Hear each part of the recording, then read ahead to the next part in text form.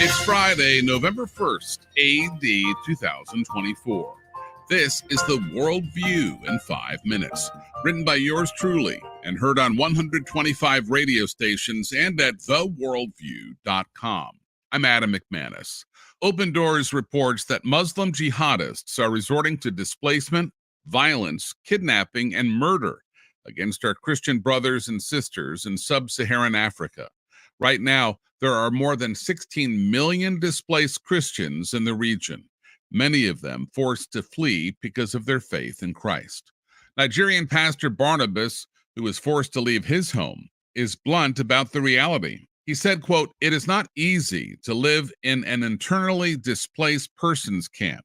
If not for God's intervention, if not for God's love, I would not be where I am today," end quote. The partners of Open Doors are on the ground in Nigeria and were able to get emergency aid to the camp where Pastor Barnabas lives. But there are so many more people like Pastor Barnabas who need help. When you give $37 through Open Doors, you give vital support to a displaced believer in sub-Saharan Africa, providing food, clothing, and shelter. Check out a special link in our transcript today at theworldview.com. Proverbs 11:25 says, "A generous person will prosper. Whoever refreshes others will be refreshed." At Donald Trump's Madison Square Garden campaign rally on Sunday, which attracted 20,000 people, a no-name comedian, Tony Hinchcliffe, delivered an inexcusable joke at the expense of Puerto Ricans. There's literally a floating island of garbage in the middle of the ocean right now. Yeah, I think it's called Puerto Rico. Sean Hannity asked Trump for his response on Fox News. Somebody said there was a comedian that joked about Puerto Rico or something, and I have no idea who it was. Never saw him, never heard of him. What they've done is taken somebody that has nothing to do with the party, has nothing to do with us, and they try and make a big deal. I've done more for Puerto Rico than any president. President Joe Biden reacted to the comedian's remarks. Donald Trump has no character. He only cares about the billionaire friends he has and accumulated wealth for those at the top. You know, he says immigrants are poisoning the blood of our country. Give me a break. He wants to do away with the birthright citizenship. And just the other day, a speaker at his rally called Puerto Rico a floating island of garbage. Well, let me tell you something. They're good, decent, honorable people. The only garbage I see floating out there is his supporters. At a campaign rally on Wednesday in Green Bay, Wisconsin, Trump reacted to Biden's remarks. I have to begin by saying 250 million Americans are not garbage. This week, Kamala has been comparing her political opponents to the most evil mass murderers in history. And now, speaking on a call for her campaign last night, crooked Joe Biden finally said what he and Kamala really think of our supporters. He called them garbage. No way. No way. My response to Joe and Kamala is very simple. You can't lead America if you don't love Americans. That's true. And Trump rejected the demonization of his supporters. For the past 9 years, Kamala and her party have called us racists, bigots, fascists, deplorables, irredeemables, Nazis, and they called me Hitler. They bullied you, they've demonized us, they've censored us, they've deplatformed us, and they weaponized the power of our own government against all of us. Regarding the potential Election Day fallout to the outrageous comment about Puerto Rico by the no-name comedian, Luke Winkie, a columnist for Slate, said it well. Quote, "There's a strong chance that the whole election once again could come down to Pennsylvania, which also happens to be home to one of the highest populations of Puerto Ricans in the United States, comprising about 8% of the state's residents," end quote. Prior to the Madison Square Garden controversy, Pew Research documented that 57% of Hispanic voters supported Kamala Harris and 39% supported Donald Trump, which was demonstrably higher than previous GOP presidential candidates. The question is whether he will be able to woo them back before next Tuesday. Marty and Melinda Rangers prioritized their busy careers and shunned having children. According to the Daily Mail, after the married couple made a small fortune in the real estate business, they retired early, moved to the Caribbean, and hired a doctor to create their children in a petri dish. The doctor, who was paid $30,000, transferred several of the couple's embryos at an in vitro fertilization clinic into the rented womb of a surrogate who was paid $65,000. The contract included a prohibition on drugs and alcohol and a ban on leaving the country for the duration of the pregnancy or the state during the third trimester. 3.5 months into the pregnancy, Melinda found on social media that the young woman they had rented had allegedly consumed alcohol. The woman assured them that it was not a shot of alcohol in the photo, but water. However, Marty said, quote, "After much deliberation, we decided the best thing to do would be to terminate our baby at 20 weeks, end quote. Tragically, the selfish married couple demanded that the young woman, their surrogate, procure a late-term abortion for breach of contract, and she did, reports LifeSiteNews.com. Psalm 127 verse 3 says, "Behold, children are a heritage from the Lord, the fruit of the womb a reward." And finally, the astronauts who were stranded aboard the International Space Station for 8 months splashed down in the Gulf of Mexico at 3:29 a.m. Eastern on Friday, October 25th, off the coast of Pensacola, Florida, reports GoodNewsNetwork.org. In August, when Boeing's Starliner space capsule scheduled to pick them up had to return to the Earth empty for malfunctions and safety concerns, there must have been a small measure of concern. NASA's SpaceX Crew 8 mission included Matthew Dominic, Michael Barrett, Janet Epps, and Alexander Grebenkin. During their mission, crew members traveled nearly 100 million miles and completed 3,760 orbits around Earth. They conducted new scientific research to advance human exploration beyond low Earth orbit and benefit human life on Earth. Research and technology demonstrations included conducting stem cell research to develop organoid models for studying degenerative diseases, exploring how fuel temperature affects material flammability, and studying how space flight affects immune function in astronauts. Their return to Earth is an answer to many prayers.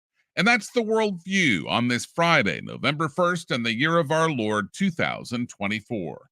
Subscribe by Amazon Music or by iTunes or email to our unique Christian newscast at theworldview.com. I'm Adam McManus. Seize the day for Jesus Christ.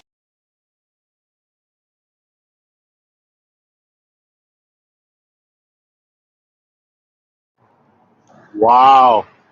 That's a lot there, guys. That's a lot of information.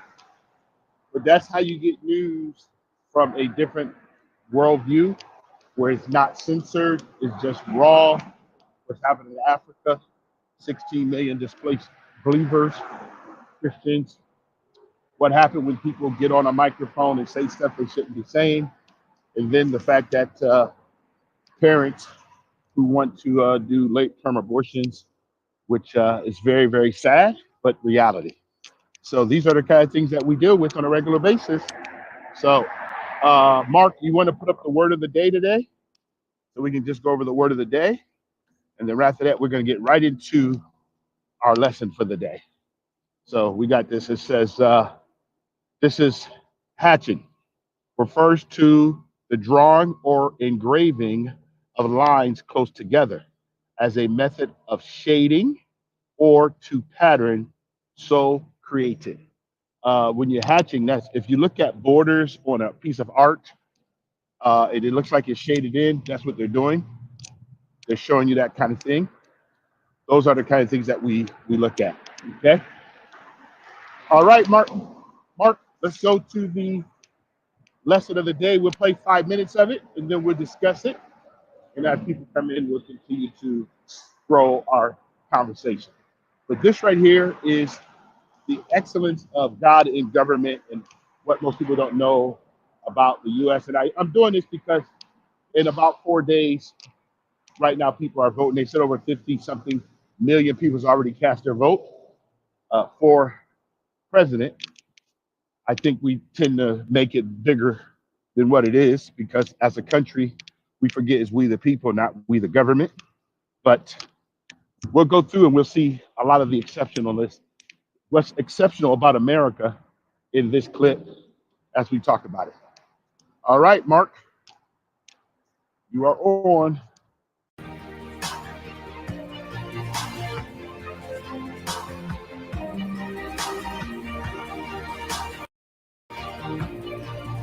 We have been dealt a hand unlike anything the church has had to contend with for the entire 2,000 years of church history.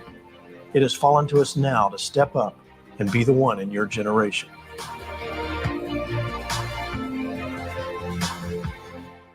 Welcome to Revival Radio TV.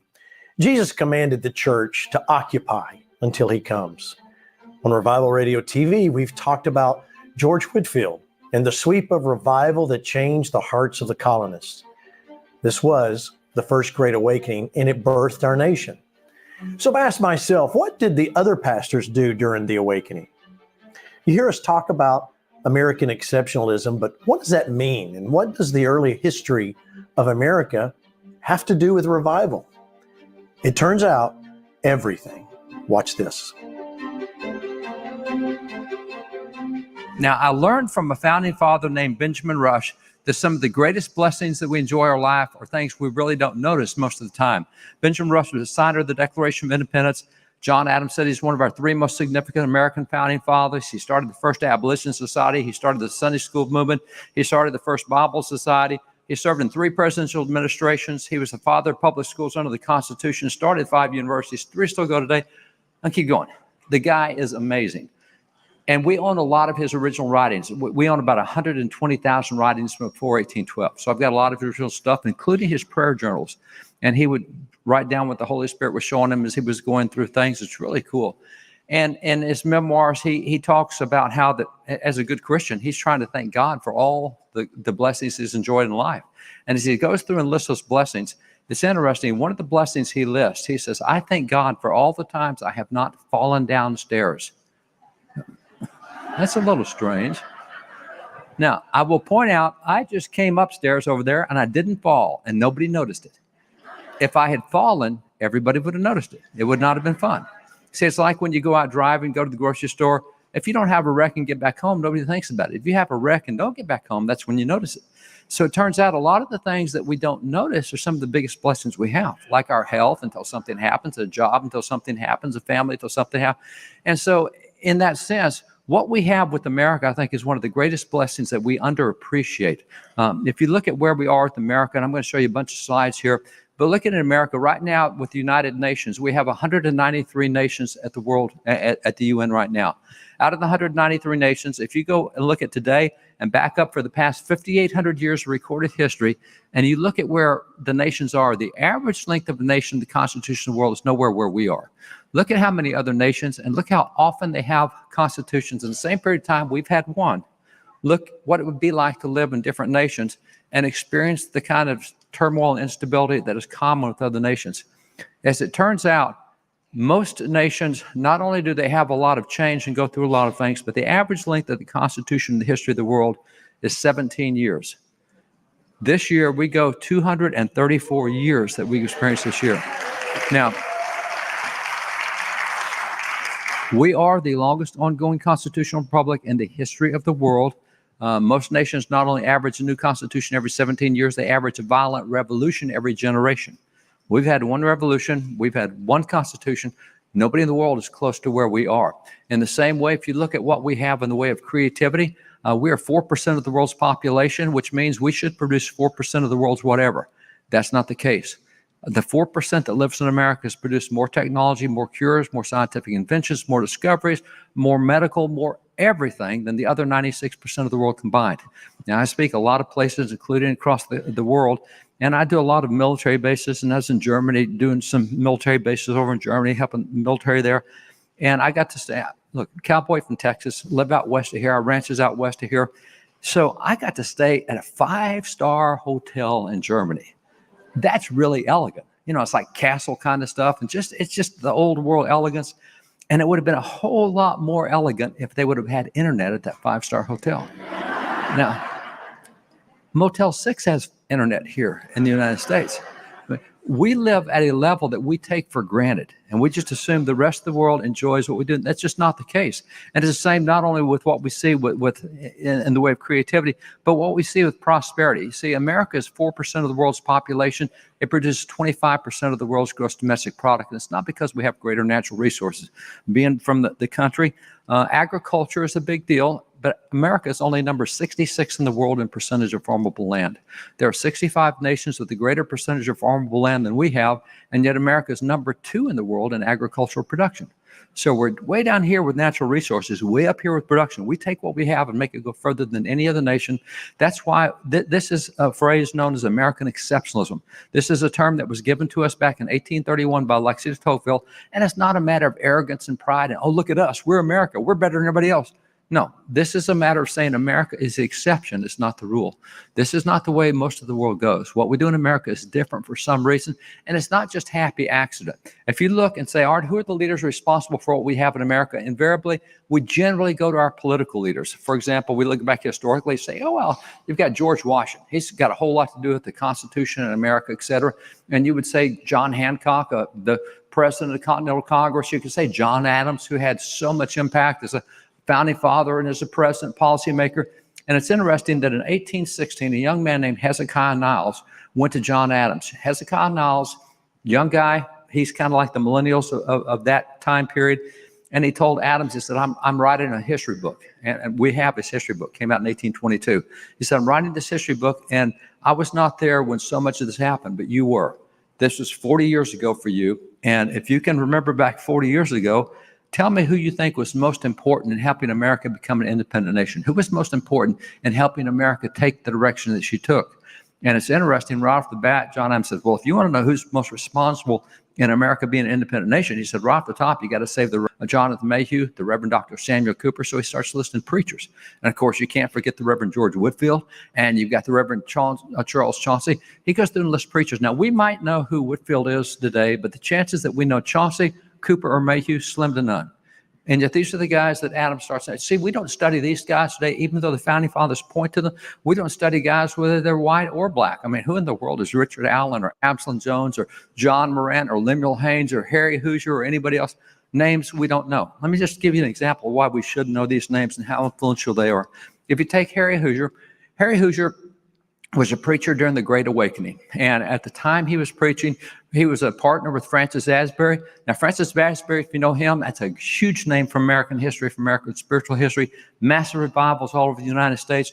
Put 300,000 miles horseback, riding from revival to revival, which is amazing. That's 12 times around the world on horseback that he did. So you look at Francis Asbury. Asbury had huge crowds. He said, Harry Hoosier draws larger crowds than I do. Harry's got bigger crowds than I do. Benjamin Rush, the guy I mentioned earlier, Benjamin Rush said, I've heard Harry preach. He said, Harry's the greatest orator I've ever heard. Oh my gosh, you're with Patrick Henry and all the great orators? No. Harry's the greatest orator I've ever heard. Now, what's interesting about Harry liked preaching to kind of the blue-collar people of the country, the workers, and particularly guys that were frontiersmen and woodsmen and trappers and hunters and the mountain men, if you would. And so he really had a ministry among blue-collar folks. And as America expanded and moved to the West, now Harry, when he preached over in the eastern part of the United States and Jersey and in Pennsylvania, et cetera.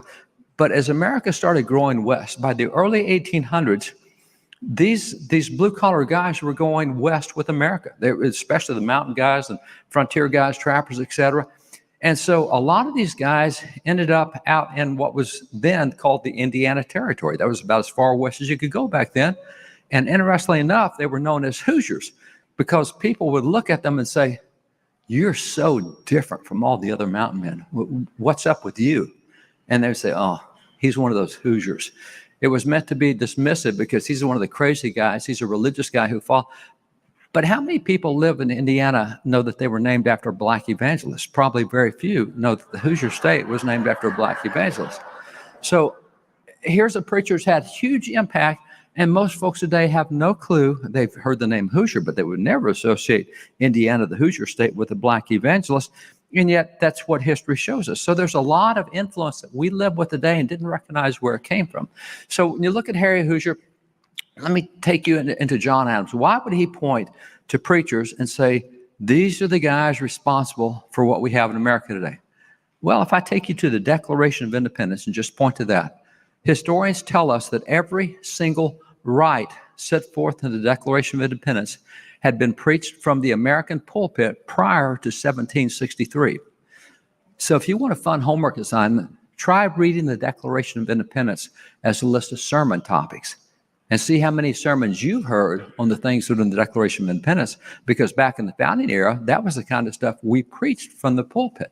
We helped shape the view of government. We helped shape the view of education, of culture, of business, of whatever else, because the Bible deals with those issues.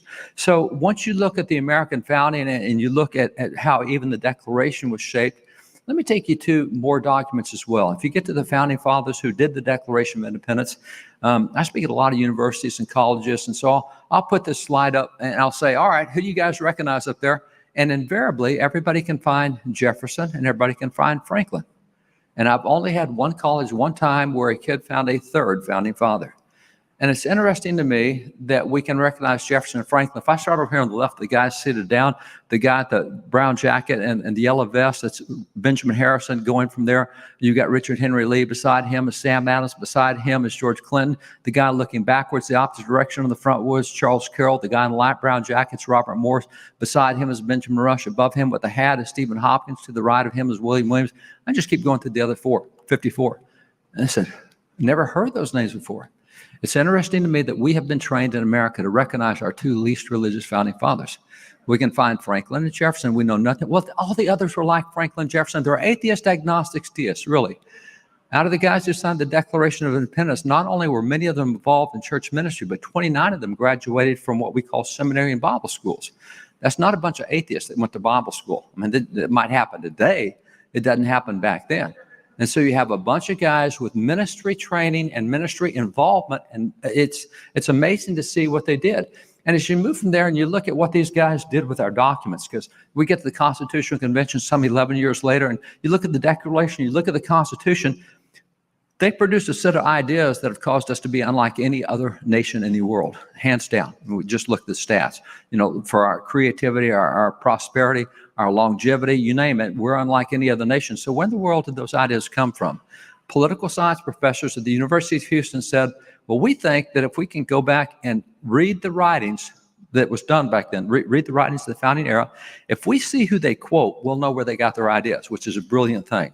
If I followed you around all day with a smart device and at the end of the day just listen to who you quoted, I would know who's important to you by who you quote. So they did that. They collected 15,000 writings from the founding era.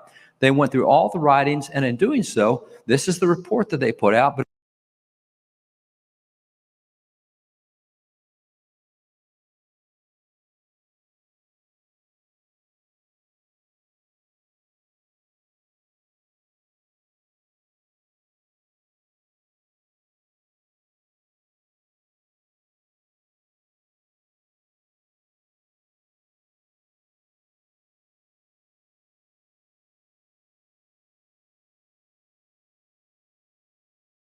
I'm busy having fun doing it.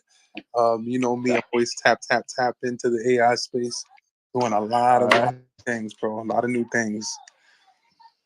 It's good, man. Well, we just thought we'd bring a little bit of information, uncommon, want to unlock uncommon knowledge that people may not have heard, and just challenge people, see if they want to go and do a bigger deep dive on some stuff, and actually look at the lives of the founding documents and the founding fathers and see who these men and women really were.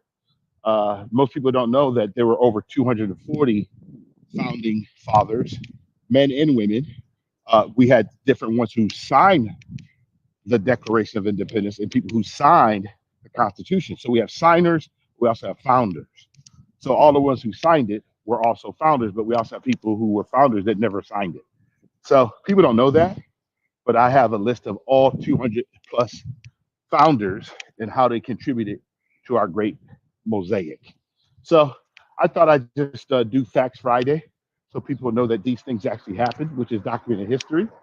and just have a little conversation around things that are pretty powerful. Just I makes the love world it. a difference.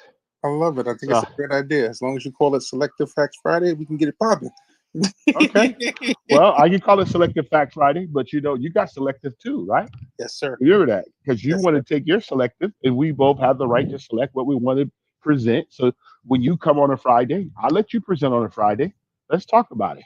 Yeah. Let's talk. Let's talk. You bring your facts, Mhm. what you select, and then I'll bring the opposite side of the fact, and then we'll present that. Yeah. So, Selecting all around the board. so, but right now he's getting ready to get into these men that were part of in their educational background, their ages. Some of them were 21, 25, 30 years old. These are young guys who were trying to start a new nation. And it's very interesting that the average American in 2024 don't know anything about these people, which is really sad. Is it? Because this, huh? Is it? It's sad, yeah. Well, what if I were Because, to ask you, what do you know about, I don't know, I don't want to say somebody like P. Diddy because he's all in the news, but like, any other. well, I know about P. Diddy. I know about all the guys who are trying to destroy themselves. You know what I said? They're trying to destroy who? Themselves, yeah. So yeah, I said I don't want to use P. Diddy because everybody would know because it's all in the news. I'd like to take a selected criminal from the past and see what you know about him. Okay, That way, well, more of a likening to the original fathers. A lot of them who were rapists who literally stole. Yep, I agree. and there were also founding fathers that were not rapists. Do you ever pick those guys out? Yeah. Let's talk about them. Okay. Well, see, this is what we're going to talk about right now. That weren't rapists. They were ministers of the gospel, and they were people who were people of integrity. And if you go back, and one Friday, I will do a list of how much of their estates and their fortune went to their slaves, and how many of their slaves were freed after they died. That's what I was going to talk about. Yeah. Yeah, there you go. You got me. You got me. I knew you wanted. I knew you picked up on that one, Rob. That's it. All you gotta do is just know your audience, bro. You hit on the Hey, listen, man. You know me, man. I try to bingo it or chatter it. I'm trying. By the way, not to be rude, but hey Mark, how you doing? Hey Car. Good to hear. Good to hear. All right, you go ahead, Mark. You can start back up. I want him to listen to this. Miss Core, what do you think about some of this information, Miss Core?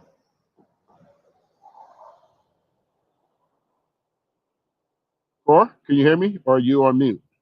Gotta unmute. I know you're talking sometime, you're muted. Core? She said, not tonight, Satan. Yeah, she crazy. You believe in Satan, though. No, I don't believe. I either know or I don't know. Yeah, okay. You don't know. So, all right, go ahead, Mark. She. But in looking at those writings, they found out of 15,000, they found 3,154 direct quotes. They said, okay, these are the guys they quoted. Let's take it back to original sources. It took them 10 years. At the end of 10 years, they had documented the original source of all of those 3,154 quotes. It's interesting. The single most cited individual was a guy named Baron Charles Montesquieu. He's a French philosopher, wrote the 2-volume set in 1750 called Spirit of the Laws. It's a great book. It's what we use to help get separation of powers in our concept of government. The second most cited individual was Judge William Blackstone. He's an English judge, did a 4-volume commentary on the laws. Great stuff. The third most cited individual was John Locke. John Locke in 1690 wrote the 2 treatises of government. And by the way, here's an interesting little tidbit. The 2 treatises of government, Richard Henry Lee, one of the guys I just pointed to up there, signer of the Declaration, said that they copied the Declaration of Independence from the 2 treatises of government. In other words, that's where they went for so many of their ideas. That 2 treatises of government, published in 1690, we have a copy of it. It's less than an inch thick. It's less than 400 pages long. John Locke references the Bible more than 1,500 times to show how civil government should operate. Now, if I asked you to start naming me the verses you know about civil government, you ain't going to get 1,500. You might get 5 or 10. I've done this with pastors from time to time. I get 5, 10, maybe 12. No, he has 1,500 references to the Bible and how civil government should operate. So those are the three most cited individuals, those guys there. What these researchers found that was really surprising was the single most cited source was the Bible. 34% of all of the quotes came out of the Bible. They used the Bible more than any other source, any other influence to create our founding documents. So that's what we have at the founding, is a strong reliance on that. We don't understand that today. But once the Constitution is written, now you have to have it ratified. So we have to send it off to the 13 states, and they're going to have to see if they want to adopt this document or not. And so we had ratification conventions. And so ratification conventions in each state. And if you're going to send a document, like here we are in Texas, we send a government document to Texas to be ratified. Where are you going to send it? Well, you're going to send it to Austin, to the state capitol. Yeah, but not so much back then. It's interesting that the ratification conventions to ratify the Constitution back in early America, many were held in churches. For example, in Massachusetts, the ratification convention was held in church, as it was in North Carolina, as it was in Connecticut. Oh, wow, we're going to churches to ratify government documents? Yeah, and then for your ratification conventions to ratify the Constitution, you had to elect special delegates to represent the entire state to come be at that ratification convention. So the people elected their delegates, and strikingly, 44 of the delegates chosen to ratify the Constitution were preachers of the gospel. So ministers are very involved in civic affairs. That's probably not who we would vote for today, because we don't think preachers know much about civil government. That's not the way it's always been in America. It's been very different. So after we get the Constitution done and it's in place, it's been ratified, we now do the Bill of Rights. The Bill of Rights gives us these inalienable rights that God gave us, 16 to 19 in the Bill of Rights, but these 10 amendments, and they tell us these are the things government can't touch. This is what God wants you to enjoy as an individual. Government can't mess with it. It's interesting that when you look at the bottom of the Bill of Rights, there's only two signatures there. One is John Adams, Vice President of the United States. The other is Frederick Augustus Muhlenberg, who is actually the Reverend Frederick Augustus Muhlenberg. He was pastor of a church in New York City. He was heavily involved in politics. He helped write the original Constitution of Pennsylvania back in 1776. And so he's the Speaker of the House of Representatives. The Founding Fathers chose a preacher as a Speaker of the House. Yeah, and that's not unusual, because a whole lot of those who served in the first Congress who helped write the Bill of Rights were also ministers as well. Not unusual for ministers to serve in Congress. Now, it's kind of interesting today, because we're often told, well, the Bill of Rights contains the First Amendment. The First Amendment guarantees separation of church and state. No, it doesn't. First Amendment says that you can't limit the free exercise of religion. These guys got involved to make sure government couldn't stop religious activities, to make sure government couldn't say churches were non-essential, to make sure government couldn't do all those things that's been happening recently. And that's why so many preachers are involved. They weren't trying to cut God out of anything. They're trying to make sure the government couldn't cut God out of anything. And so it's a whole different viewpoint. So when you look at what we have historically and what we have at that point in time, it's just real easy to say that if the church had not been involved, we wouldn't have the United States as we come to know it. Now, the church has backed away from that responsibility, but this is why John Adams could point to so many preachers and say, these are the guys responsible. And that's why nobody back in that era, when they're writing textbooks, even blinked an eye at that, because they knew that to be true. Now, today, we're in a different situation. Romans 12, 1 and 2, King James, be not conformed to this world, be transformed by the renewing of your mind. I love the way this appears in the Phillips translation. Phillips translation, Romans 12:2 says, don't let the world around you squeeze you into its own mold.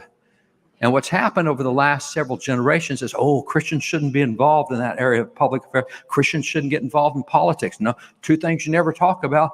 One of them is politics, religion, politics. What are we thinking? I mean, we have bought into stuff. We don't even know our own history. And by the way, this is part of the problem we have with America today. The only reason we believe untruths about America is we don't know the truth about America. If we knew the truth about America, it'd be a whole different debate going on. I'll just throw out 1619 from a historical standpoint. 1619, we're told by the 1619 Project, that's when slavery started in America. Then what do you do with slaves that came to America, what Spanish brought to America when they founded colonies in North and South Carolina in 1526? What do you do with all the slaves that were brought to Florida in 1560 when they founded the city of St. Augustine? What do you do with all the other, I guess, okay, so it wasn't 1619, slavery started earlier. No, they say 1619 is where it started. But 1619 is not even where it started in Jamestown. In 1619, there was a Portuguese ship, a slave ship that was sailing by. There were some English privateers that attacked that ship, And the stuff back then was English privateers, kind of like pirates, except they do it for the government. So they attack that ship. They take everything off that Portuguese ship. They divide it among the English ships. And there were slaves on that Portuguese ship. And they said, well, we'll divide the slaves. And they had 19 to 20 slaves on this English ship. The English ship said, we don't want slaves. What are you going to do with this? So they brought the slaves to Jamestown. They brought them ashore at Jamestown in 1619. Yeah, but slavery was illegal in Jamestown in 1619. So what they do? There's 19 or 20 people. It's debated whether it's 19 or 20. There's 19 or 20 people that said, look, we don't have slaves and we're not going to have slaves. Here's what we'll do. We'll make you indentured servants, which is what everybody else in the colony is. Whether you were white or black, the way you got there, it's real simple. You say, hey, I want to go to the moon with SpaceX. Elon Musk, I want to go to the moon. It's going to cost me $1 million. Well, I think my income is worth $150,000 a year. So what I'll do is I'll work 7 years for you if you'll send me the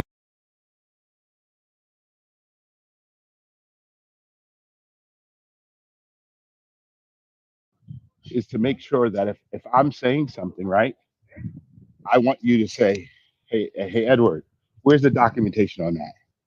So if we go back to the 1500s or the 1600s, and we have documentation of everything that actually happened. Not everything. I mean, people, what don't we have? What don't we have documentation on? Well, some things are still being researched, believe it or not, because not everything was documented. For example, as I'm listening to this, I'm actually Googling some things now so I can add to the conversation intelligently. So I did list how many of the founding fathers were identified as slave owners. I denoted 55 of them. I won't spring them out right now, but we can talk about them as well. Then I listed, how many were actually rapists, and it indicated that some of that is still being researched, to be completely transparent. But it did mention a couple, George Washington, Thomas Jefferson, a couple, and who they actually took, obviously, engaged with Sally Hemings, etc. But with all that being said, please don't think I'm on my troll game. I'm just, looking at it from a different perspective, and I'll tell you why. Because similarly, when history is told, one might inquire for consistency and balance purposes. Hey, when your children grow up, are you going to teach them about Puff Daddy? Now, you may say yes, but he was a rapist, or not convicted yet, but potentially, and and so that beckons the argument of why would we continue to celebrate or even in the face of accomplishments, Diddy got the key to the city. At what point do we draw our line from how do we keep the memories of somebody who's like, am I gonna, go down in history for telling my kids about R. Kelly? Probably not. Might have to erase that stain. But again, that's perspective, that's choice. You know what I'm saying? Just bringing these conversational points to the conversation as to why history may be potentially told sometimes incompletely, or as it pertains to stuff that really matters to some people. Yeah, maybe so much to all, but to some. So in our discourse, for me, I'm a stickler for personal responsibility, right? Yes. So I'm not responsible for the behavior of other men, right? So, well, let me the answer to that question briefly and abruptly is yes, you're not, because you're responsible for you. Even though one can argue biblically, sins of the father, you're born into sin. That's a stretch or a reach perhaps. But yeah, I personally. Let's look at that. Well, see, if I look at the word sin, self-inflicted nonsense, SIN, self-inflicted nonsense. Team, bro, you should work for the Wu-Tang Clan. Why? Because you just come out with these things, man. Like you're like, it's like they're it's like an automatic. It makes sense. I'm actually tipping my hat to you. I'm half in jest, but half because they make sense. I mean, like you don't choose really bad ones. You know what I mean? But yeah. Well, the reason why I say it, because self-inflicted nonsense. I know, and and I know that Mark knows he's married. I know Cora knows she's married. We all know you were married. I know that we all know that the safest place, all things being equal, the safest place for an individual to be is in a marriage where two people care enough about each other and their marriage is their priority. That's the safest place, which I call the ideal, right? I call that the ideal. Can I rebuttal? Now I know. Oh, sorry. Of course. After go ahead. No, go ahead. I was just going to say, I mean, and again, So there's a lot of me that's split on some of the things that you say. I would ordinarily suggest that marriage would have been one of the safest places, except in a society now, like based off of like, as you look around, so many people inspired by social media, loving hip hop, bad things. I, my friends in Nigeria literally say, "I want to come to America," but damn, you guys are living like Sodom and Gomorrah. A point that even you would reconcile with, with the LGBT and all the crazy stuff. I've heard you speak to it. So all that being said, I don't know. I hate to say it, but I'm almost giving this whole monogamy. I mean, not monogamy. Staying single a second look, because as crazy as it sounds, and as non-legacy performing, for me, my perspective is a little jaded, because I've been given all I had to the game. I identified the flaws that I have to reconcile with that are my own choices, and I'm just like, you know what? I'm my best self when I'm by myself sometimes.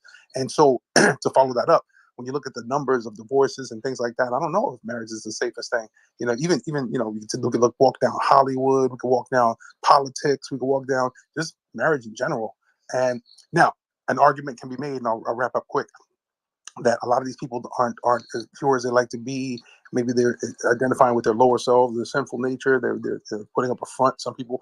And this is one of the reasons why I really champion you, because you're somebody who like walks it like you talks it. You know what I'm saying? Like, and you stay consistent and you mean it. Like, I feel you when you say the things you say. I've known a couple of people in my life that have been like that. One of them was like my first wife's mother-in-law. Like my first mom. Like, she was just like genuine. I'm talking about praying in good times, praying in bad times. She was an established poet, so she was really gifted with words, but just like really true to her spirit. Like, her spirit gave off like an aura. In full transparency, you give me that. You know what I'm saying? Not everybody does, but that's just my personal. No, but Rob, you and I understand that. But let's you and I just say on the same page. Mm-hmm. Okay. Do we promote on a regular basis marriage? Is that something that's in the news? You do. No, I do all the time. But all the time. But I'm saying that the majority of people today, they do not promote marriage. Correct? I don't What's know up, Anthony? numbers on that. So I hesitate to respond, but I mean, I will presume they don't. I'll tell you why I don't. Really quickly, only because until we gain a consensus on, like, going back to like you always suggest, like the true fundamentals of what we should be concentrating on, I'm almost leading the sheep into the off the cliff, because if we're not out here adhering, then you know what I'm saying, it's like it's dangerous to promote this when A could lead to B. What can B be? Financial ruin, splitting of children, all the downsides that come along with the portion of it. To your point, you promote it in its purest essence, you know what I'm saying, the way it needs to be, and what we need to focus on. So hat tip to you again. Well, hello, Anthony. How are you? So, Good morning. Good morning. So what I'm saying though is this though. If we look right now, and Mark, could you pull up? Could you go to a browser for us? I want to look up something online really quick, Mark, and we could do it together. Could you show me? Could you do that, Mark, or tell me if it's possible that we can actually look up something real quick? Okay, you got it. So go to a browser, Mark, and let's look at how many people get married every year in the U.S. The marriage statistic of the U.S. every year.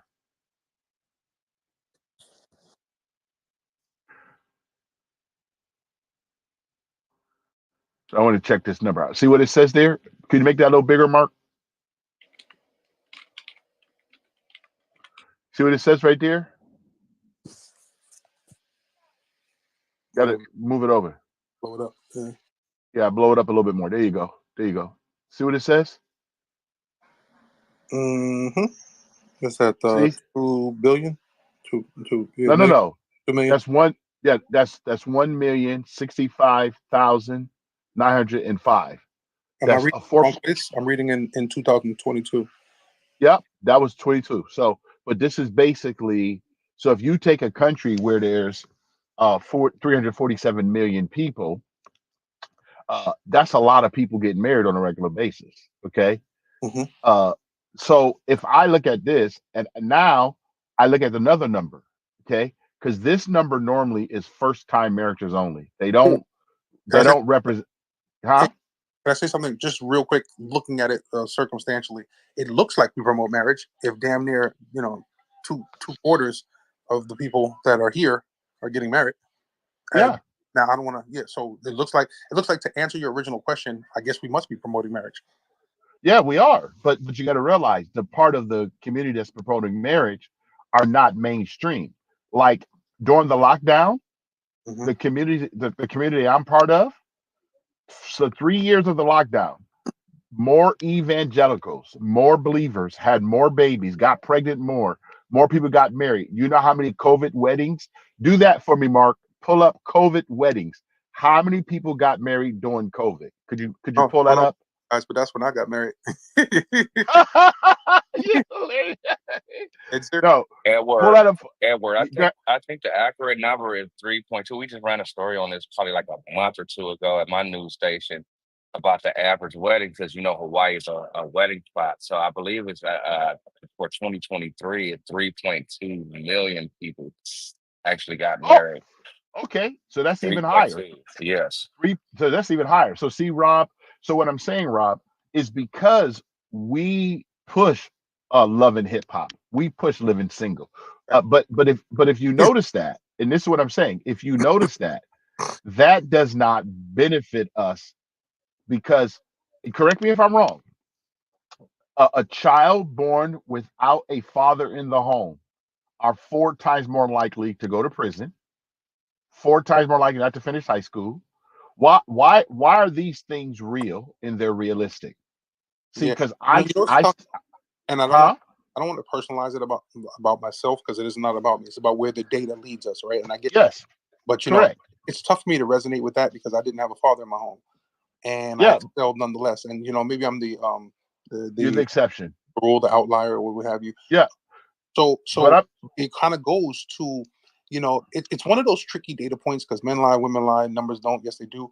Because it all depends on how you depict it. Right? You could argue the point that you always try to make, which is that it's about sin, self-induced, like motivate yourself. Did you take yourself seriously? And if you didn't, at what point? But I get your point about just the data. well, isn't it self-inflicted though? I mean, if I Well, is it? Because suggesting that it's well, let me ask a I question. I Let me think ask a question. If I chose a woman that was on substance abuse or a woman that was not not what I would consider say what's that song back in the day you guys used to sing, I want to marry a stripper, what's that song? I'm in love with There you go, that's the song. I'm what in do love with a you stripper. Hey, Edward, before you carry on, I want to throw this caveat out there as well. So our data included the same sex marriage as well. So I did want to emphasize that as well. Thank you, Anthony. That's big. Well, Yeah. thank you, Anthony. But Anthony, oh yeah, so that's the difference, yeah, because we don't include that because that's not production. So, Hold but on, I hear you. hold on. But this is the moment where I go, ha ha. No, Yeah, sorry. yeah, I got it, Rob. I got it, Rob. see, Rob, again, Rob, remember, this is Facts Friday. Same sex cannot produce. Same sex cannot produce. They come from Right. heterosexual couples. So I'm a factual person. I know men can get not pregnant. I know no one's making a transition from their biological sex. These are facts. I know that people want me or want us to communicate a certain way. I say to people, I cannot have something that's not a fact. You do not make a transition from a male to a female or for a female to a male. There's no transition at all. So the term trans itself is not a fact. I'm with you. Okay. So if you tell me that you have to give me blockers or you have to inject me or you have to cut my body for me to do something or become something, that's me. Before you cut me, before you give me a blocker, that means I'm not that. Don't preach to the choir on that one. You got me. Okay. And I can tell you right now, my wife is different than I am. And I've been seeing her for many, many, many, many years. Okay. She is not the same. Because we're actually doing Issa Queen is actually doing a panel on that on Vigo shortly. I think it's Wednesday. It's going to be on. I think Wednesday is going to be what men want, what women want. But then the subsequent Wednesday, I think she's going to be doing one on transgenderism. She was going to have an actual transgender kind of come talk about their experience, and it's content that we're doing, not just not the debates. She's got a talk show where she's doing conversations with Issa, where she's kind of interviews and kind of hits with questions. But the person backed out. I think the person was a Menadel. I think because his other half asked him not to because of something.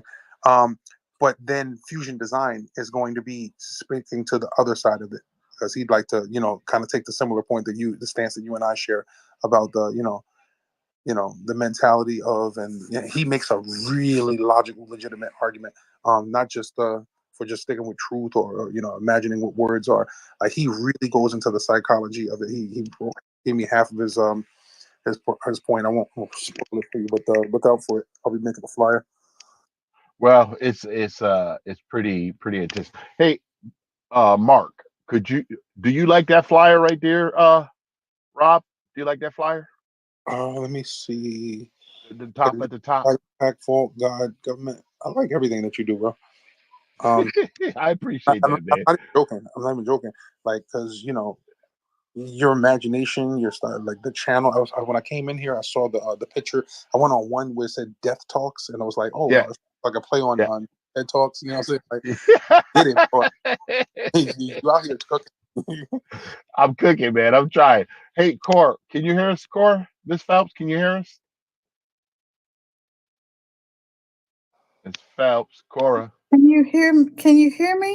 I can hear you now. I've been trying to get off of mute. Okay, because I've been wondering, because I thought you want to be chiming. I thought you want to be chiming in on this conversation. I'm listening now. I'm listening. What are you picking up? Are you picking up anything? It's very informative. Yes, Yeah, it is. I'm listening. I'm not ready to chime in yet, but I'm listening. All right, Mark, you want to continue? I think we got about 7 minutes left, and we'll finish it out. You got about 7 minutes left, so.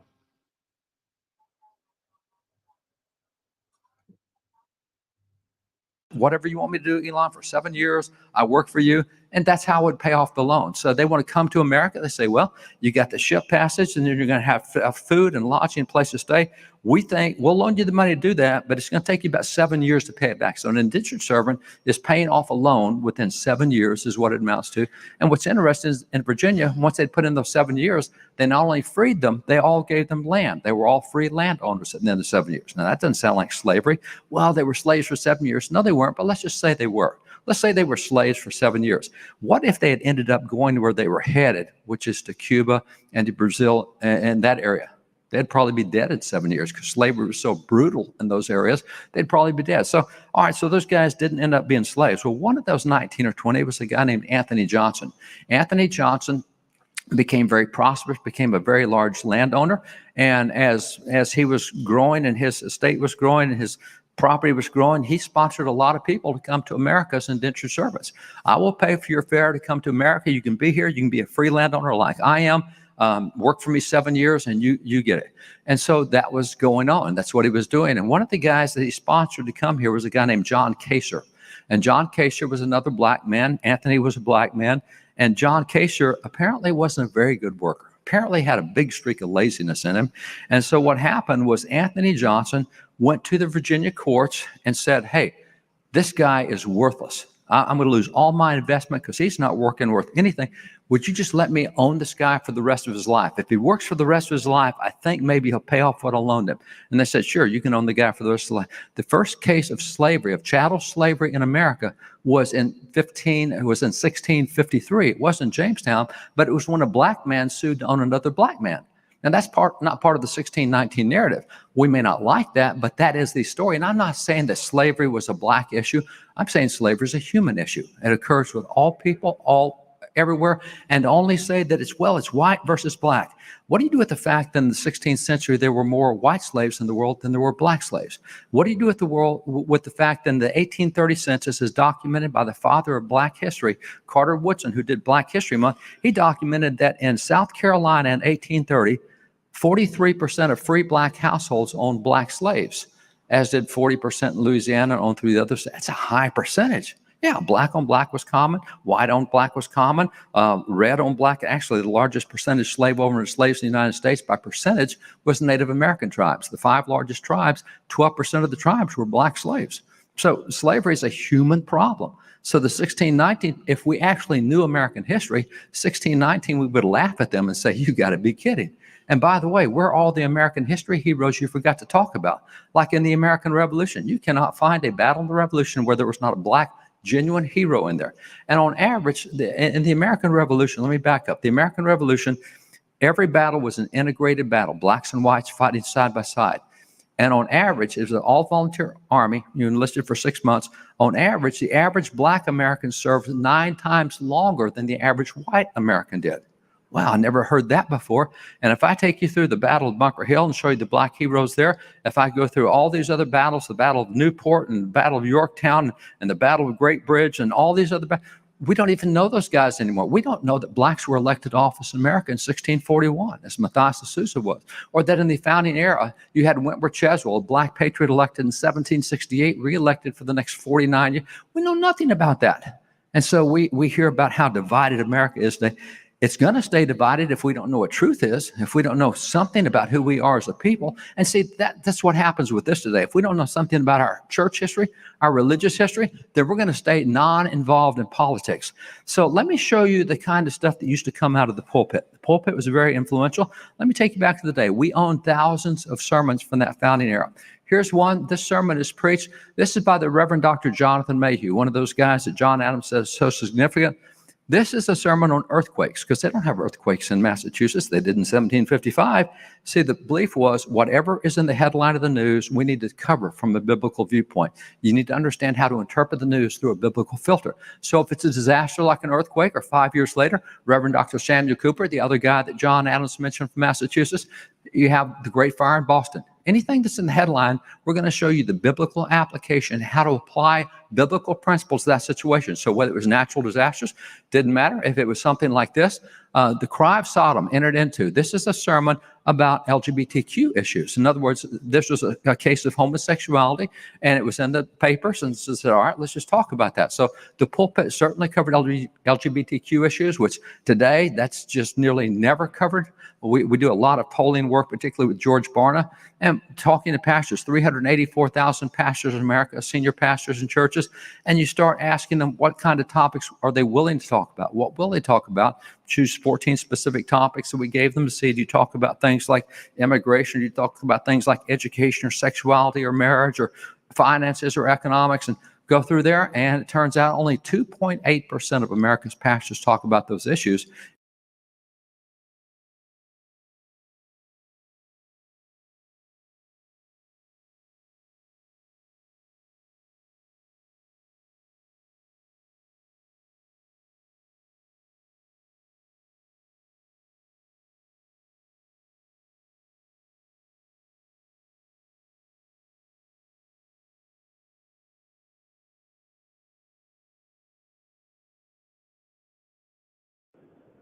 Yeah, it's almost done. I think we got, how many minutes, Mark? How many more minutes we got, Mark?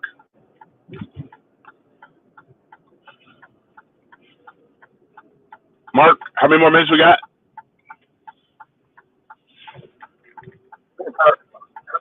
3 minutes. Okay, 3 minutes. All right. So we'll be done in 3 minutes, and then we'll have a little discussion. Make your notes, man. Make sure they're selective. Right? Thanks.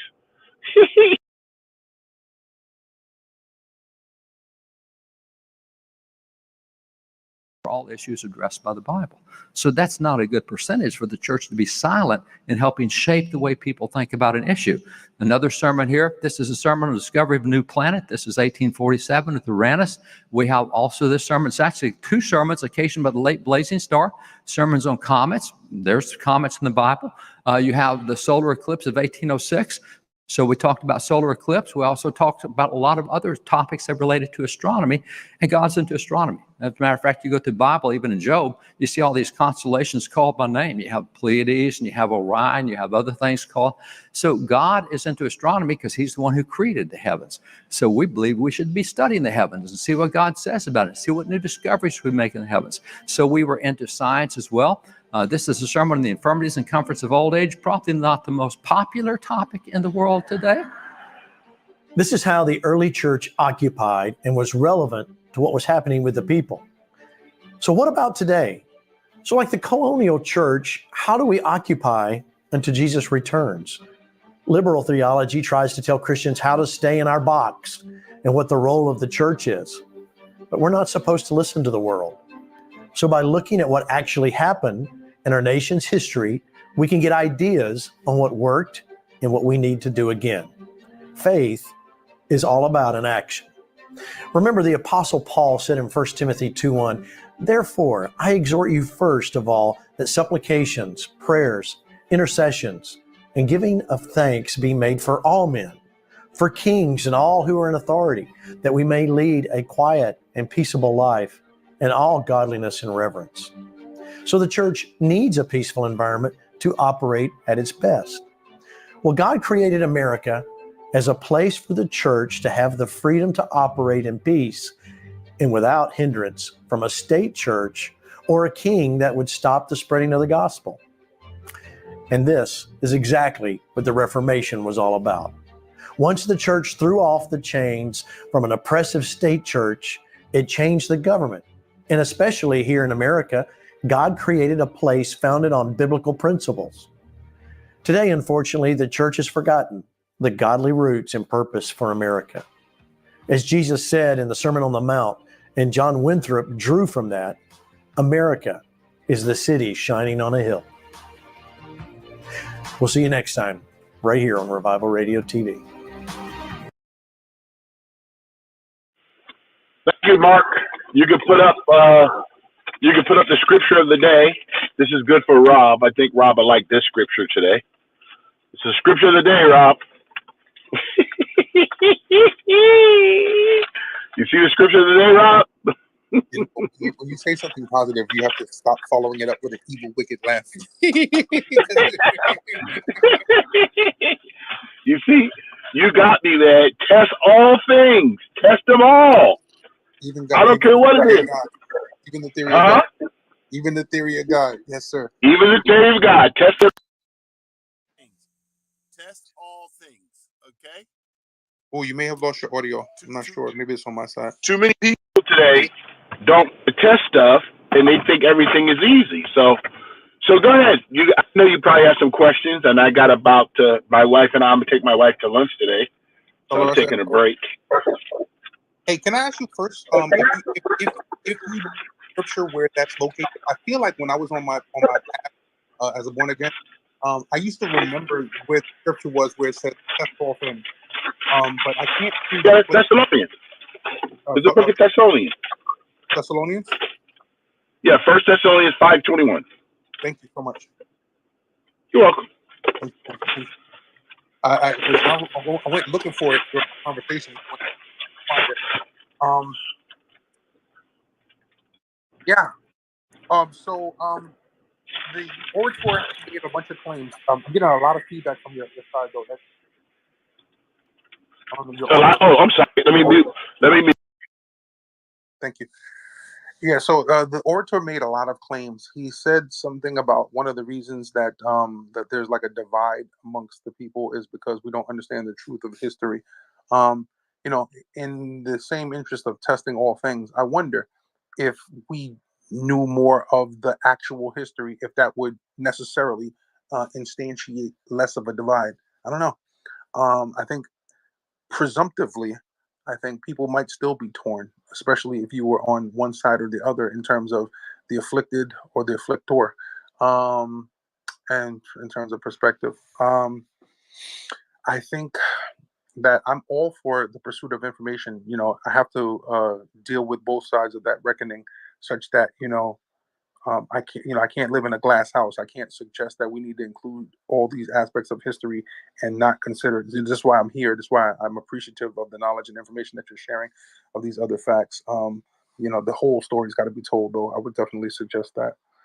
I didn't actually take any additional notes, but we can talk about what we heard and its place in the conversation openly.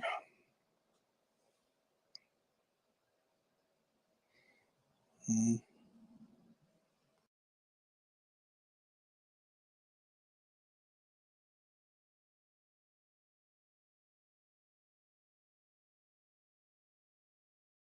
Mr. Ed, you still here? It almost looks like you're not. Oh, well. He once was lost, but now he's found. Let me ask you. May I inquire, if you don't mind, just for conversation? Can I ask what's your spiritual ideology? Are you Christian?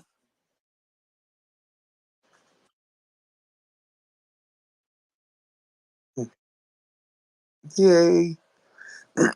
Lost you for a second there, big guy.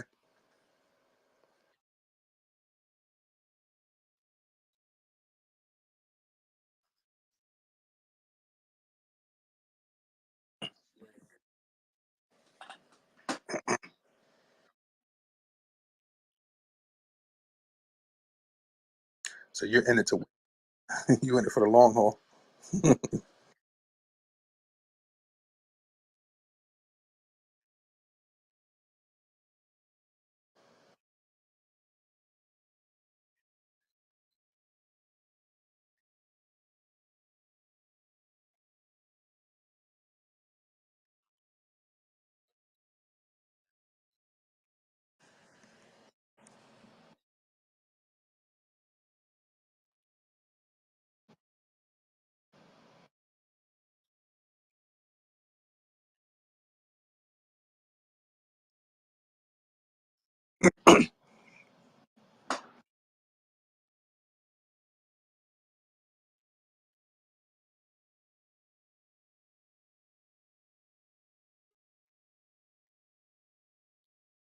Mm,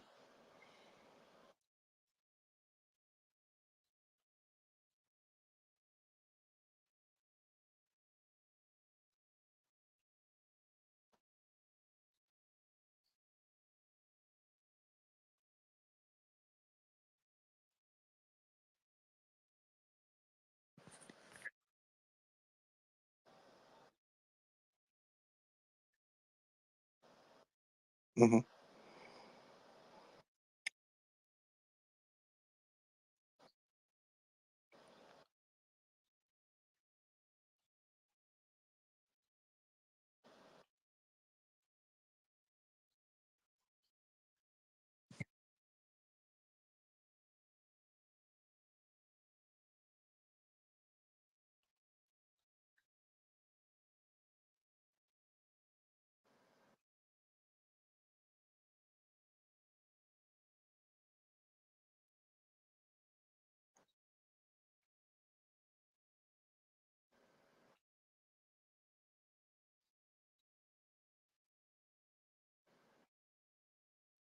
yeah, I can respect it.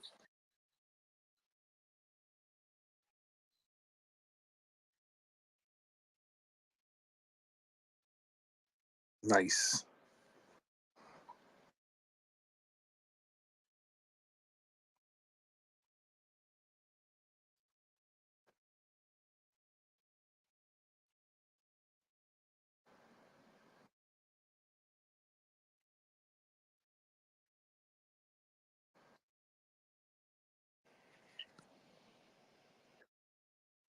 That's a very beautiful thing. Very important.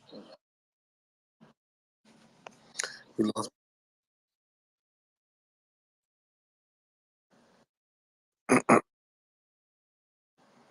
Yeah, I mean, you can only try to influence it, but yeah, you can't enforce, or you shouldn't enforce your own doctrine or theology or what have you on everybody else, because they get to use their own unalienable rights, like the orator of the film was suggesting. That's one of the things I wanted to push back on is that, you know, even the conceptualization, like I'm big on pushing on the way that we word some things, like, you know, like why would a constitution even need to be written for rights that are unalienable and God given? You know what I'm saying? But I guess it speaks to the potentiality of society, of how it can resort to its lower selves in moments of greed and ambition and those types of things. It's actually amazing to hear you being an active father in your son's life. I know that if I was a dad, I would certainly. I think it's one of my, I wouldn't say regrets, but you know, it's weird when, you know, you have all your nieces and nephews all have at least like 2 or 3 children, and you don't have any. I'm 47 now, so I feel like I may have blown an opportunity, especially conceptualizing how I feel about the likelihood of choosing the right life partner at this late stage of age. But yeah. Can you guys hear me now? Yes, sir. Yeah, I couldn't. It's crazy. I can hear you guys both talk, but you guys couldn't hear me talk. But I'm glad that you both are getting. I'm glad you both are getting to know each other, because at one point you guys will be part of a massive team, you know, working in death care space to help us grow this country and around the world, so that I can make sure that you both are what I want to say, financially making. Yeah, I want you both to be financially stable completely. So that's my goal, to make sure that we could grow enough revenue that our children's children would be taken care of, all of us. Hey, full transparency. Yes, I'd love to work with Mark, because you bragged about his skill set and prowess, and I'd love to leverage some of the things that I'm pretty decent at. I'm doing so much work, but busy is not an option. I'm trying my best to automate as much as my workflow as I can, so that I can do more with less. I'm doing so much work, bro. I don't know if you know Kiss Happiness, but she just signed me up to do a project for her, which is kind of like a Beagle tutorial, but you know, it's a video project. I'm doing a lot of work in Issa. Issa is a labor of love, but I love being around the queen because she's kind of brilliant from my perspective. And Fusion, if Issa is brilliant from my perspective, and I don't know about your interactions with Fusion, but Fusion is a different level, bro. You know. Well, I don't think I've spoken to Fusion that much, but I you know, the few rooms I've been in, we've had some good exchanges, some good conversation. But I haven't really been in there on a regular, consistent basis. So, but one of the things I do want to Mark, I have a question. Hello, Holiday. Good to see you, Holiday. Hey guys. One of the things I do want to share, Mark, whenever Holiday comes in, whenever you see her, always make her a co-host, please, just to make sure that we, because she's the person that helps us. Hey, what am I, chopped liver? No, I'm kidding. No, you're not here enough, Rob. I mean, if you came here more on a regular basis, even when I come in your space, you never make me a co-host. Yo, I love when you call me out. Now, yeah, I'm just saying, I come in your space, I'm still at the bottom. I had to raise my hand. The funny thing is, I don't hold spaces anymore. That's why you're at the bottom. I don't host. Yeah. No, but I'm saying when you're in rooms with people holding spaces, because you're the like what Mark is doing right now. You're the producer of the space. You know, I see your hand on a lot of stuff on Beagle. You know, that's what my goal is. I would literally want to turn on the app sometimes and just see like a lot of my work on the heat list, and just looking around, seeing people carry my graphics, wearing my flyers and stuff. Yeah, that's a goal of mine, actually. A small goal, but it's achievable. Yeah. So going back to the couple things that you said, which I would say to you, if we test all things, and David Barton, that's the gentleman's name who was speaking, he makes a claim, which I would agree with. I think that the more information one has, the easier there is for them not to have division. You see what I'm saying? because I think a lot of people are divided because of the absence of information, not because we have information. I think to add on what you said, I don't know if I agree, but it's not that I disagree. I think more of it's the fact that people are just they recognize that things are contextual, and you worry about other things that potentially affect you. That's when you worry, and as things affect you contextually, you'll worry more about certain things than you do others. You know what I'm saying? I think that's an aspect of human nature.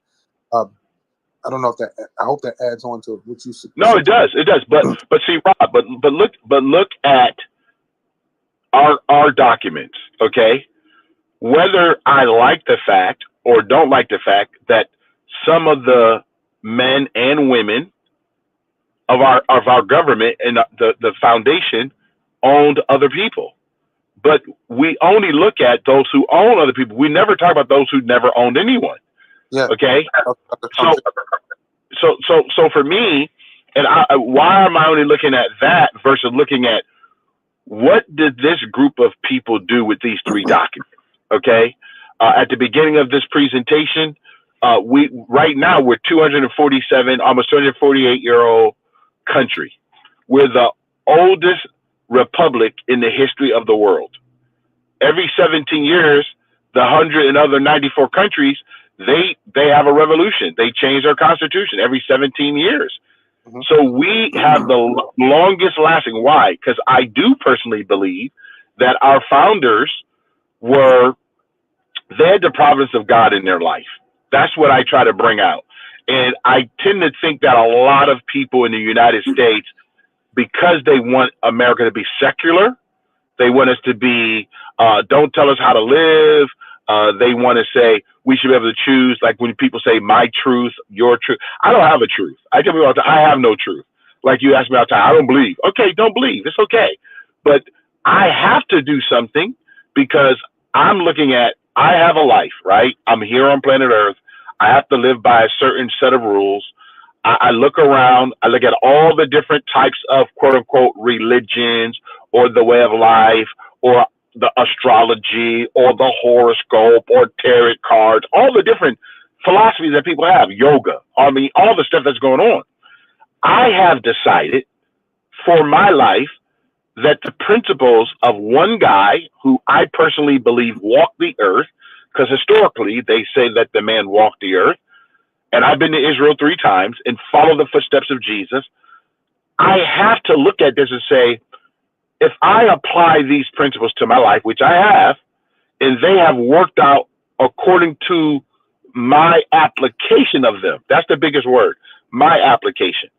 That's where I think God and government comes in, because I still have to honor government as long as they're not bringing tyranny on me, like telling me that I have to put a jab in my arm, or telling me I have to send my kids to a library where some person who believes that they're a woman is reading and they're not a woman.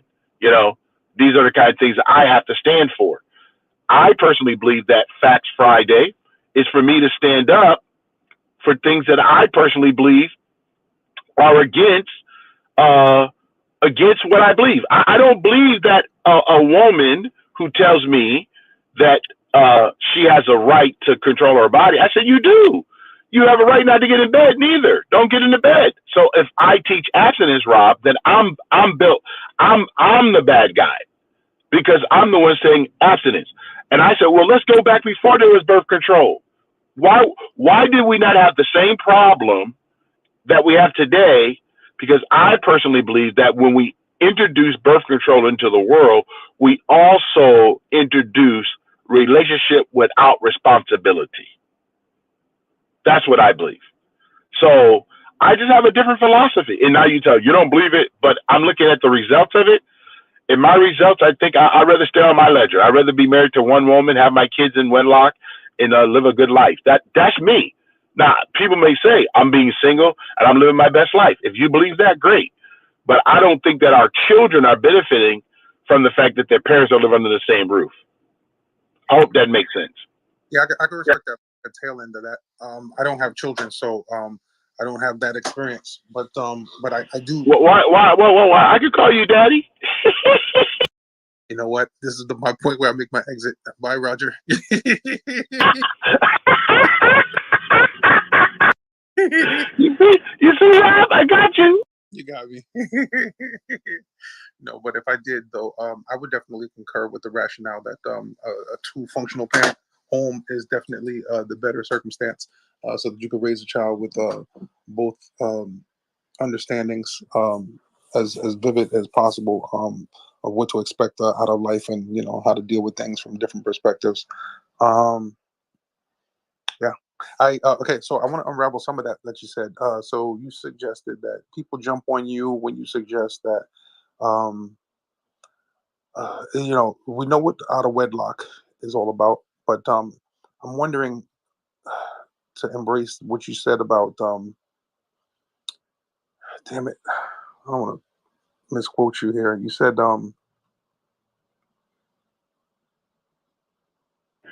Just abstinence. If I tell my children when they were growing up that they cannot be involved with a person that's not their spouse. Now, my other friends were saying, "Well, your kids are, they're going to do it anyway." I said, "Dude, you can't tell me what my kid's going to do or not do. I'm trying to train my children properly. I'm telling my children, and I didn't just say don't have sex. I explained to them, if you have sex, these are the possible things that can happen. Okay, you can get sexually transmitted disease. You're going to be with somebody that's going to break your heart because they're not going to be with you for the rest of your life. You can get pregnant, okay, and you're not married to this person. You may not even want to be with this person because they don't have the same quote unquote foundational values that you have. These are all the kind of things. So do you want to be a person that is used? And I said this to both my children. You want to be a person that's used by someone, because I don't know if this person's motivations, they want to really marry you or where they want to be with you, or maybe they're just using you right now because they want to get their rocks off. So I had a real honest, just like my dad had with me.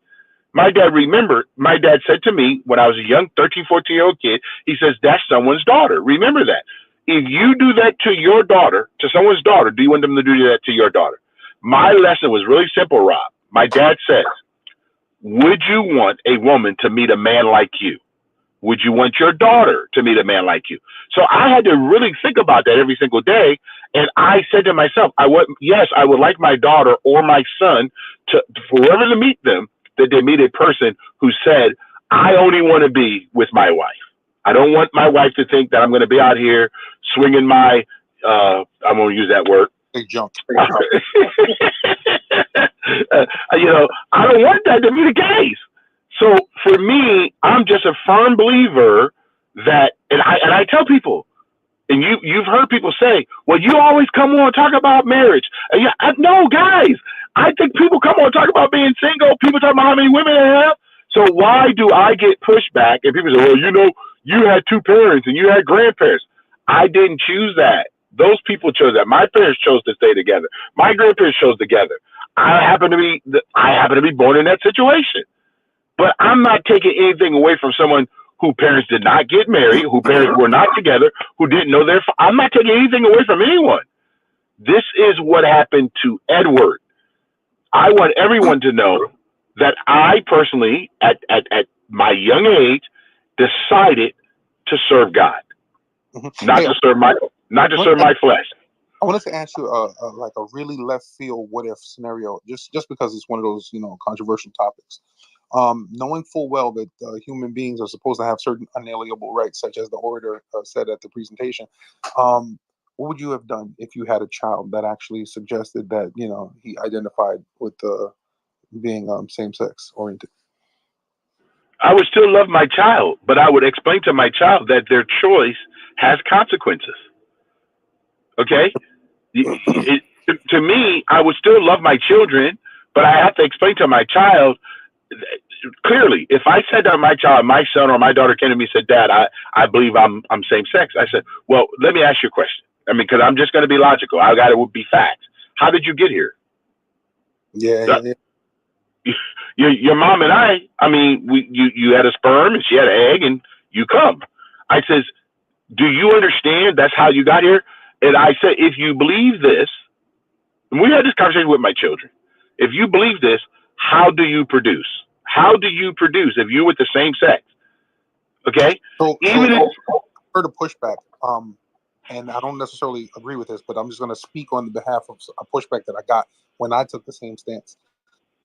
I was told that by someone. Number one, everybody, such as you, you obviously, wed first and then bid. But a lot of people, the human species, just like certain animal species, sometimes has sex recreationally. That's a real thing. And not everybody, time somebody lays down, are they trying to reproduce. And not everybody prescribes that the meaning of life is wrapped around reproduction. I understand that, if nobody reproduced, we wouldn't be here. But some people are fine with the alternatives, such as adoption, such as, different things of that nature. And that's like the defensive argument that was put back. So you're welcome to respond to that if you'd like to. Yeah, well, Rob, obviously, my wife and I had sex before we had children, and we didn't reproduce every time. Okay, I mean, it doesn't happen every time. Sometimes, but I've never used birth control because I didn't have to control my birth. I never used condoms because I was married, so I never had to worry about that. But we did the cycle. So I'm just giving you guys practical information because I wasn't trying to be out there. So for me, at 60 years old, I'm not a guy that was out here trying to be proactive in the sense of I'm random. So if we got pregnant, we got pregnant. We didn't get pregnant, we didn't get pregnant because I was already married. So it didn't matter. It didn't matter to me. So, but we got pregnant twice. We tried to get pregnant a third time. We couldn't. And then we found out that my wife had a growth on her ovary and she had to have a hysterectomy. So at that point, we couldn't have any more children. So I'm giving you guys real factual information about stuff. So here's another question, and sorry to dominate the conversation, or make it just conversational between you and I. What about abortion in circumstances of rape and incest, and/or fear of the complications on the mother? Well, again, those situations are hideous. I've heard both sides of the argument where some women did not want to carry the child of a rapist. Some women did carry the child and then put the child up for adoption, and some women kept the child. I think that's an enormous situation. It's a very small percentage. My thing is this: when should we get away from government deciding? Because, like, I live in California. We call California the plastic capital of the world. That means plastic surgery happen here every day. Okay. If I could go today and get a facelift or get a breast implant or get a what they call an enlargement of my, Johnson, whatever, I never want to have to talk to the government about it. But the moment I get pregnant, then I want the government to tell me it's okay for me to take my child's life. But other than that, there's no argument. I could go get a tummy tuck. I can get my breast enlarged. I get my face up. I get my eyes done. I get a nose. I get all that stuff. But never once is anybody in California or anywhere else in the United States asking the government to get involved. But the moment that a woman or a man gets pregnant, now all of a sudden they're saying that this is a big issue, that now government has to be involved because of quote unquote reproductive rights. No, reproduction is really simple. It's called the laws of nature. I don't care who you are. If you get involved with someone and the laws of nature are going to take place, if there's a sperm and an egg and the person's ovulating, you are going to get pregnant, period. Has nothing to do with government. Has a lot to do with the activity of the two individuals, male and female, just to make sure I'm clear. I'm going to shut up for a while. Anybody else wants to speak? Oh, no. What's up, Roger? I got to go anyway, guys. I told my wife I would take her to lunch at 11:30. Holiday. What's up, Holiday? What's up, Roger? Man, good to see you. Good to see you, brother. I love you, Roger. I love you, man. Always. Roger's a good man. Love you too, Holiday. Hey, Edward, how are you? Hey, Mark and Roger and Rob. It's good to hear you. Hey, Holiday. Great discussion, guys.